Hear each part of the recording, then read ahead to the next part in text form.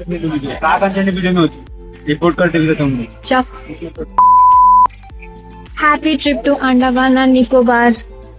तू call happy and pure show. Hello everyone, this is Yeshi and स्वागत है आपका मेरे ब्लॉग में. अगर आप भी मेरी तरह एक ट्रैवल लवर हो तो आप इस ब्लॉग को एंड तक जरूर देखना. हम लोग की सवारी निकल पड़ी है अंडमान एंड निकोबार के लिए, जो कि है हमारा 26th नेशनल ट्रिप. तो दोस्तों, सुबह सुबह हम लोग का फ्लाइट था यहाँ से कलकत्ता एंड फिर कलकत्ता से अंडमान. मैं बहुत ही ज़्यादा एक्साइटेड थी एंड मैंने सारा का सारा शूटिंग एयरपोर्ट से ही स्टार्ट कर दिया था. मैं रुक ही नहीं रही थी अपने आप को रिकॉर्ड करने के लिए. मैं तो सुपर एक्साइटेड हूँ. जो लोग मेरे प्रीवियस चैनल को फॉलो करते थे, जो अनफॉर्चुनेटली कम्युनिटी गाइडलाइंस की वजह से उड़ गया, 600-700 का हमारा फैमिली था, तो उन लोग को पता होगा कि हम लोग साल में 2 नेशनल एंड एक इंटरनेशनल ट्रिप जाते हैं और 2026 का अंडमान पहला ट्रिप है. तो चलिए दोस्तों, मेरे साथ आज का व्लॉग स्टार्ट करते हैं. देखा, मैंने इतनी सारी बातें कह ली, लेकिन जो कहना था वो तो कहना भूल ही गई. ट्रिप स्टार्ट होने से पहले ही मैंने मेरे 2 दोस्त बना लिए थे. मेरे एक का नाम प्रिया है और एक का नाम आयुषी है. आयुषी को मैं दिखाऊंगी आगे व्लॉग में. एंड फिलहाल तो प्रिया और मैं मेकअप कर रहे थे, क्योंकि मेकअप करना ज़्यादा ज़रूरी है. मैंने ब्रेकफास्ट किया नहीं था सुबह, मुझे बहुत ज़ोर से भूख लग रही थी एंड वही एक रीज़न है कि मैंने फ़्लाइट में ही खाना खा लिया. अभी तो अराउंड 11 ही बज रहे हैं, बट इतना लेट ब्रेकफास्ट करना नहीं चाहिए. जल्दी जल्दी खाना खा लेना चाहिए. मैं घर पे रहती हूँ तो टाइम से ही खा लेती हूँ, बट बाहर रहने से थोड़ा फिक्स नहीं रहता ना. और ट्रिप में आए हो तो आप कंप्लेन भी नहीं कर सकते. और ये ताज़ी ताज़ी हवा, हम लोग जस्ट अभी फ़्लाइट से उतरे हैं और अभी हमें हमारा दूसरा जो फ़्लाइट है वो पकड़ना है.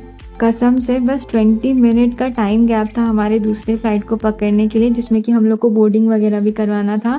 हम लोग बहुत पैनिक हो गए थे, हमें लगा कहीं ये छूट ना जाए, but of course at the end हम लोग अपनी सही जगह पे आ ही गए. भुवनेश्वर से कलकत्ता तो अराउंड 1 घंटे के पास हम पहुंच गए थे. एंड जो दूसरा फ्लाइट था कलकत्ता से अंडमान, उसको थोड़ा 2 घंटे का टाइम आवर लगा, बट इतना पता नहीं चला क्योंकि हम लोग ज़्यादा इंजॉय कर रहे थे और थोड़ा खाना खाने का दिल कर रहा था. और देखिए यहाँ से अंडमान कितना सुंदर दिख रहा है. मैं इतना एक्साइटेड हूँ, पता नहीं इसके अंदर और कितना कुछ हमें देखने को मिलेगा. एंड ये है हमारी कंपनी ग्लो इंडिया परिवार. इसका फोटो लेना तो बनता ही है. एंड फाइनली दोस्तों, हम लोग पहुंच चुके हैं अंडमान एंड निकोबार. एंड इसका जो एयरपोर्ट है वो इतना नीट एंड क्लीन एंड इतना ज़्यादा खूबसूरत है. मैंने सोचा ये आइकॉनिक मोमेंट तो रिकॉर्ड करना ही चाहिए. वैसे शूट करने के लिए मैं मेरे भाई को देती हूँ, वो ज़्यादातर मेरे वीडियोस लेता है. एंड हम लोग बहुत ज़्यादा टायर्ड थे, बहुत धूप भी हो रहा था. हम लोग फाइनली हमारे होटल पहुँच चुके हैं. होटल को पहुंचते ही उन्होंने वेलकम ड्रिंक के साथ हम लोग का स्वागत किया और हमें बहुत अच्छा लगा. फ़िलहाल तो हम सब कोई बहुत ज़्यादा भूखे हैं, तो हम लोग अभी वेट कर रहे हैं कि हम लोग को थोड़ा रूम अरेंजमेंट मिल जाए एंड उसके बाद हम लोग लंच करने के लिए जाएं. बट आई थिंक सबसे पहले हम लोग लंच करेंगे एंड उसके बाद होटल एंड रूम्स वगैरह मैनेज करेंगे. ये है होटल का कैफेटेरिया, जो कि बहुत ज़्यादा खूबसूरत है. कसम से यहाँ से व्यू इतना सुंदर लग रहा है. आई डोंट नो मेरा कैमरा ये रिकॉर्ड कर पा रहा है कि नहीं, बट कम्प्लीटली नेचर आप यहाँ से देख सकते हो. एंड चिड़िया की जो चहक है वो तो और बढ़िया लग रहा था इस मोमेंट में. मेरे पेट में जो चूहे कूद रहे थे उन लोग को खाना खिला के हम लोग निकल पड़े हैं सेलुलर जेल. तो दोस्तों, हम लोग पहुंच गए हैं अंडमान के सबसे famous and historical place cellular jail, जिसको काला पानी के नाम से भी जाना जाता है. यहाँ के गाइड ने हम लोग को बताया कि ब्रिटिश हुकूमत ने इस जेल का निर्माण 1896 से 1906 के बीच किया था. यहाँ पर भारत के स्वतंत्र सेनानियों को रखा जाता था, जो लोग भारत की आज़ादी लड़ रहे थे. सबसे पहले मेरे दिमाग में ये थॉट आया कि इस जेल को सेलुलर जेल क्यों कहा जाता है. फिर मुझे पता चला सेलुलर जेल के अंदर जो रूम्स होते थे जिसमें कैदियों को रखा जाता था, वो अलग अलग छोटे छोटे सेल्स की तरह यूनिट्स बनाए गए थे. एंड वो रूम में उन लोग को रखा जाता था इतना आइसोलेट करके कि एक जन दूसरे जन को देख तक नहीं सकता. एक रीज़न ये है कि उनको एक दूसरे से अलग रखा जाता था ताकि वो बात ना कर सके और मिलकर कोई विरोध काम ना कर सके. यहाँ पर आने के बाद मुझे और एक इंटरेस्टिंग चीज़ पता चली है, जो मैं आप लोग के साथ शेयर करने वाली हूँ.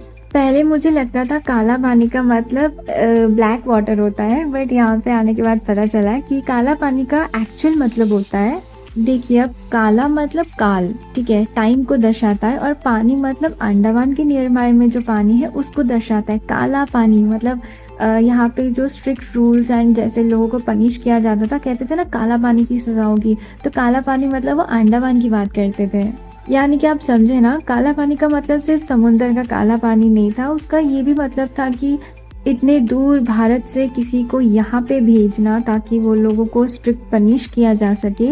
और कहते थे अगर कोई एक बार सज़ा के लिए अंडमान आ गया तो उसका वहाँ से वापस जाना मुश्किल है, क्योंकि काला पानी की जो सज़ा होती थी यानी कि उनको जान से मार देते थे, कभी बहुत तड़पाते थे, बहुत कुछ उन लोगों ने सहा है। क्या आप लोग को पता है यहाँ कैदियों से बहुत कठिन मजदूरी करवाई जाती थी। कभी उनसे तेल निकलवाने के लिए कोयलों का चूल्हा जलवाया जाता था, कभी नारियल की रस्सी बनवाई जाती थी। अगर कोई कुछ भी काम करने से मना कर देता था तो उसे कठोर सज़ा दी जाती थी। आप देख सकते हैं ये जो कम्प्लीटली एरिया है यही वो जेल है, एंड इसके अंदर का व्यू भी मैंने आप लोग को अभी दिखाने वाली हूँ। और ये देखिए यहाँ पे जो छोटी छोटी मूर्ति बनाए गए हैं वो ये दर्शाता था कि किस तरीके से वो तेल निकलवाते थे और जो रस्सियाँ बनाते थे, जो भी वो लोग काम करते थे उनको ऐसे पोर्ट्रे किया गया है मूर्ति बनाकर। और आप लोग को यकीन नहीं होगा कि कई महान स्वतंत्र सेनानी जो थे जैसे कि विनायक दामोदर, उन्होंने भी इस जेल में एक कैदी के हिसाब से अपना समय बिताया था। मेरे दिमाग में ये थॉट्स आ रहे थे कि ये तो एक जेल था, फिर इसको इतना पोर्ट्रे करने की क्या ज़रूरत थी। बट फिर जब मैंने इसके अंदर का सब सिनारियो देखा कि किस तरीके से लोगों को रखा जाता था, क्या सब किया जाता था, मेरे मन में बहुत ज़्यादा रेस्पेक्ट बढ़ गया।